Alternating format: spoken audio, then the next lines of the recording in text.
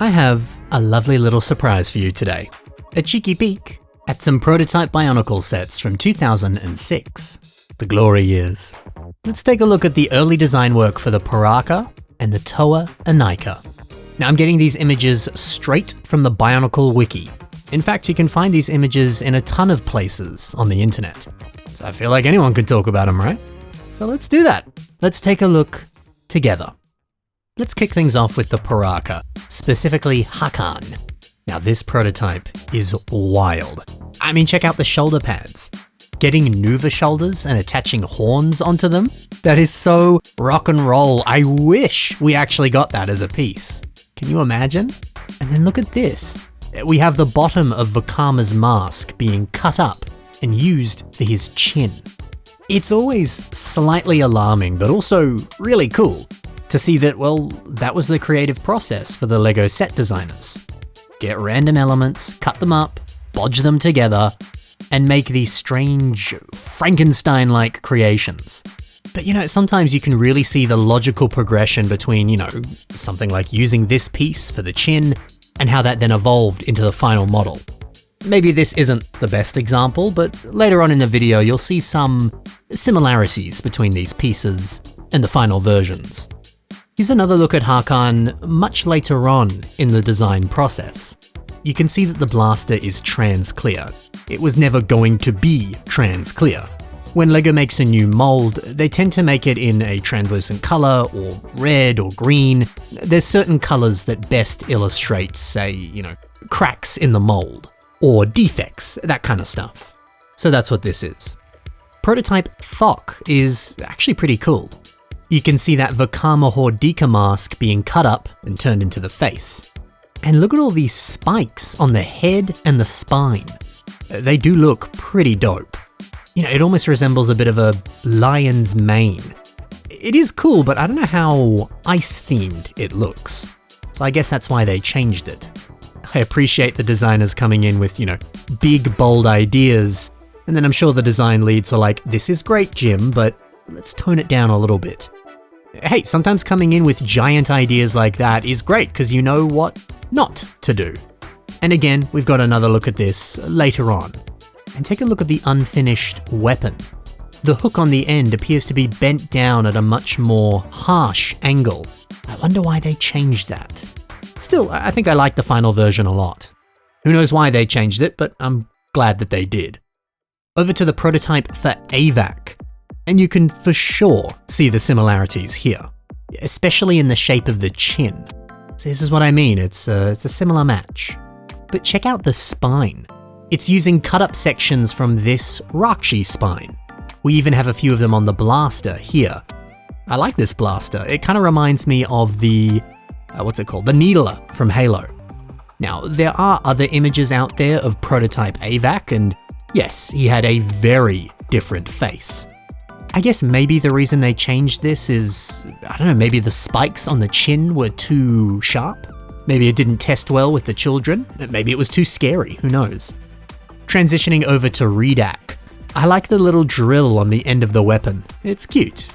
That is there on the final version, but there are subtle differences. And this Zamasphere launcher being more of a claw that holds the ball. That's quite an interesting concept.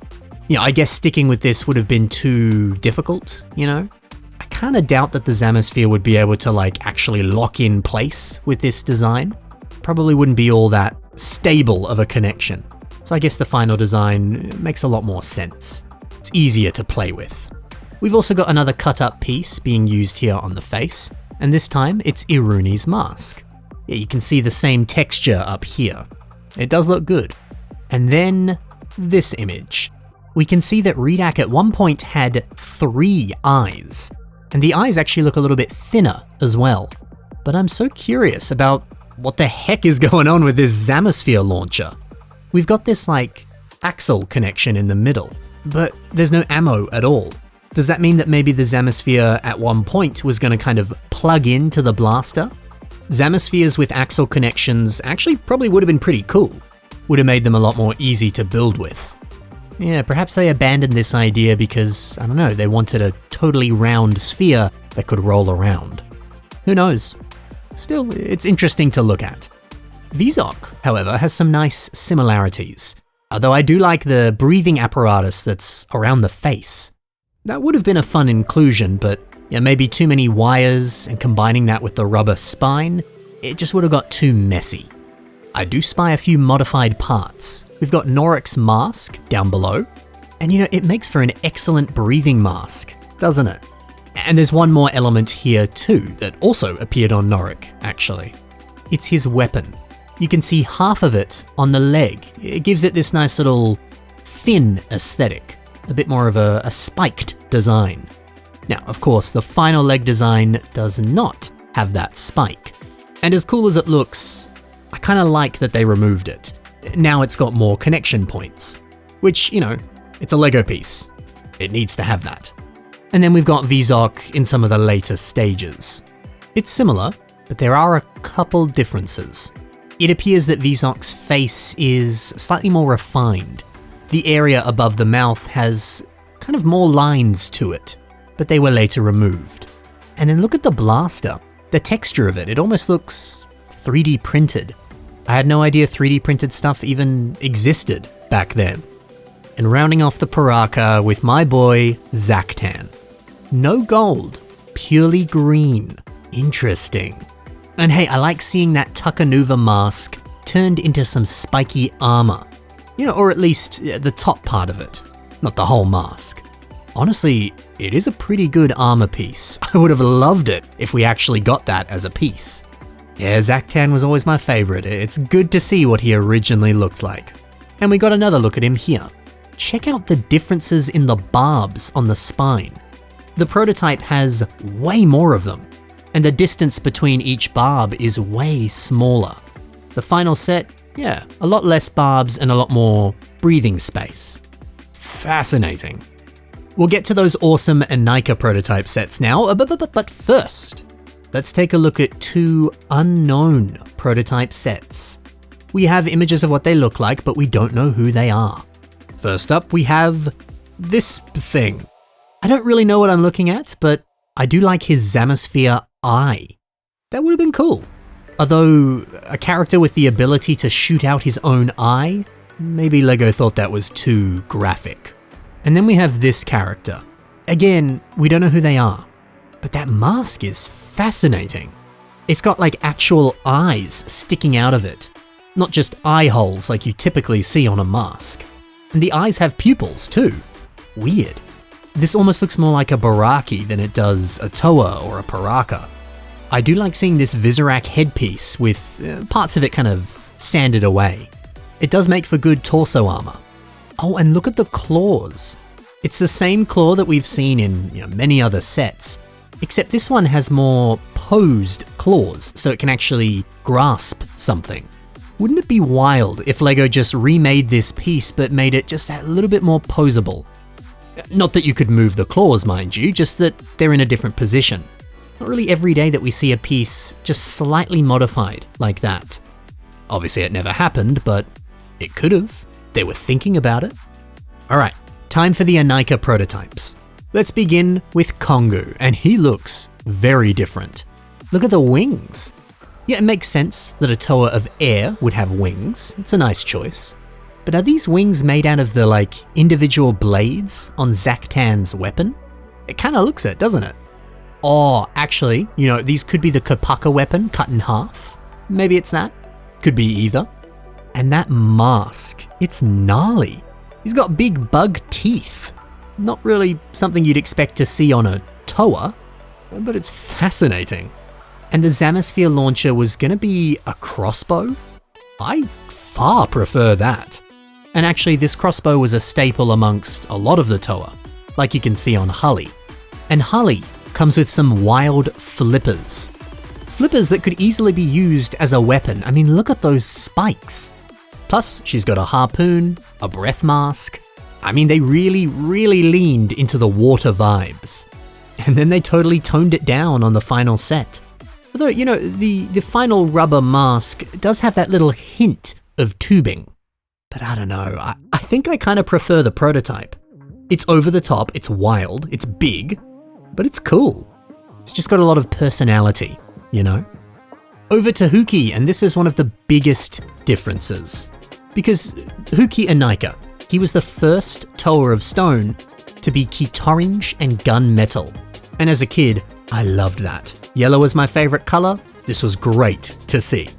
But I guess they made that design choice a lot later on, since that is certainly not the case here. And oh my god, is that olive green hand sockets and limb pieces? Oh, that's so cool. I'm sure it's just a designer painting pieces and, they weren't considering making olive green a color. That was gonna happen many, many years later. Still, where are these pieces now? Can I track them down? I know they'd cost hundreds of dollars because it's a prototype, but that's so cool. I wish that they had made this back then. And look at that bit of silver on the edge of the mask. It looks like he's got a little goatee. Toa with mustaches. We need more of them. I wish they kept that in. And his little boots with these Takanuva masks, once again. Cutting up these pieces like that does look good. But oh, it's time for the goat, Nuparu. Look at him with his giant mustache. I guess they really had the aesthetic of this guy locked down. Sleek, all black armor, big claws, and a lot of spikes. Bit of a punk rock aesthetic. Although man, the claws are even bigger on the prototype. And he's got that X-23 look. Claws coming out of his knuckles. And claws on his fingers. And a clawed thumb. The final set just had 3 clawed fingers and that was it. Again, this is probably another case of the designer being like, yo dog, I heard you like claws, so I gave you heaps of them. And then they had to rope it back a little bit and go, let's just do 3, that's enough. And I guess it was enough because I love that look. I loved it even more as a kid. Both designs here are great. Jala is next, and this prototype might be the best one. If this was how the final set looked, I would have been happy.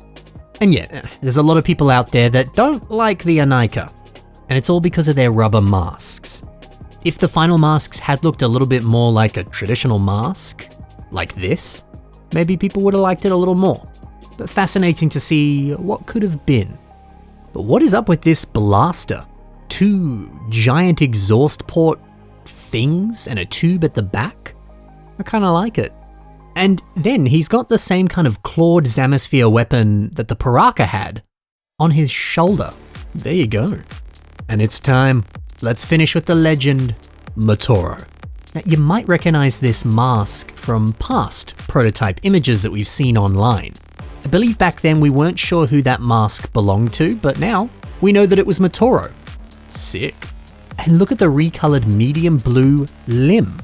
It does not exist in that color in official sets. Oh, I would love to own that piece. Isn't it beautiful? I love a good recolor. It is also interesting to see the subtle difference in the limbs. It's more detailed up, and a lot of that detail disappeared later down the line. Alright, you might think, okay, I guess that's it. No, we got one more. This is another random character that we don't know who it's meant to be, but we can speculate. At first I thought, okay, maybe this is Axon, but I don't know, there's not much of an axe for Axon, right? So potentially this could have been Vizon. I could see it. But hey, again, total speculation, no idea who this is meant to be.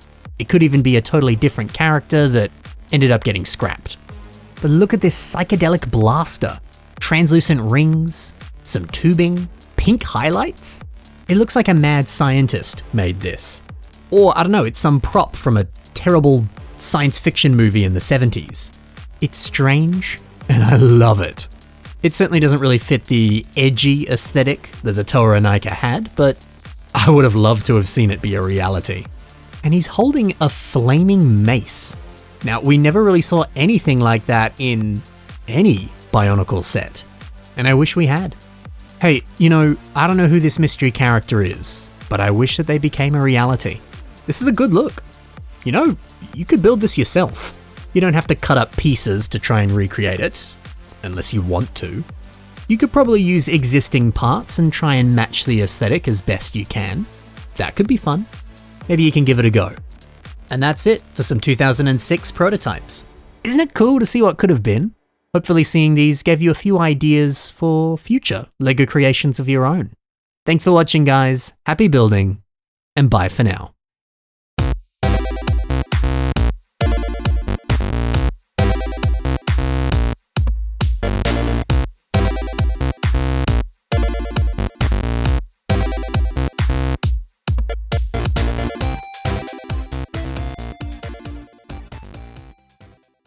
It's still my dream to walk into a thrift store in Denmark and find one of these prototypes for sale. Wouldn't that be so cool?